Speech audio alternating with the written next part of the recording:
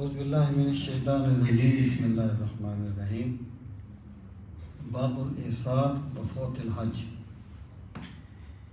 یہ باب ہے اعصار کے بارے میں اور حج کے فوت ہونے کے بارے میں۔ اعصار کا لفظی معنی ہوتا ہے روک دینا،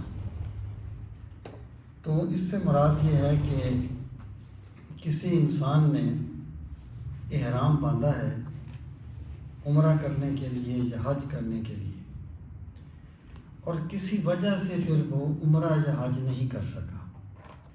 جیسے 6 ہجری میں مسلمان یعنی صحابہ کرام رسول کریم علیہ الصلاۃ والسلام کی معیت میں عمرہ کرنے کے لیے گئے، احرام باندھے ہوئے تھے، لیکن قریش مکہ مزاحم ہو گئے، انہوں نے رکاوٹ ڈال دی کہ ہم آپ کو عمرہ نہیں کرنے دیں گے، اور پھر صلح حدیبیہ کے بعد مسلمان وہیں سے واپس مدینہ منورہ آ گئے۔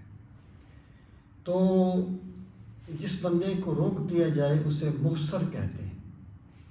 یہ جو احصار ہے بعض ائمہ کے نزدیک تو یہ صرف دشمن کے خوف سے ہوتا ہے یا دشمن کی رکاوٹ کی وجہ سے، جیسے 6 ہجری میں ہوا، لیکن امام اعظم ابو حنیفہ کے نزدیک اس کا کوئی بھی سبب ہو سکتا ہے۔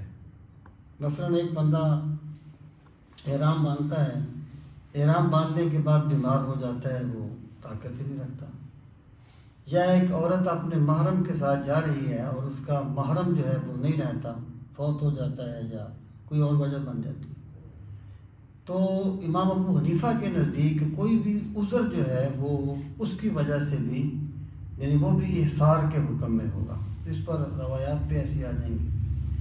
اور حج کا فوت ہونا یہ ہے کہ ایک بندے نے احرام تو باندھا ہوا ہے، اس نے طواف بھی کیا ہے، رمی وغیرہ بھی کی ہے، لیکن وہ عرفات میں نہیں ٹھہر سکا۔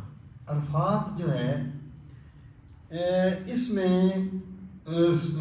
9ویں کی ظہر سے لے کر 10ویں کی طلوع فجر تک اگر ایک بندہ ایک لمحے کے لیے بھی ٹھہر جائے گا تو وہ وقوف عرفات کرنے والا ہوگا، اور یہ حج کا سب سے بڑا فرض ہے وقوف عرفات۔ یعنی ایک بندہ کسی وجہ سے عرفات کا وقوف نہیں کر سکا، اس نے باقی کام کیے ہیں، تو اس کا کیا حکم ہوگا؟ یہ ہے فوت الحج، حج کا فوت ہونا۔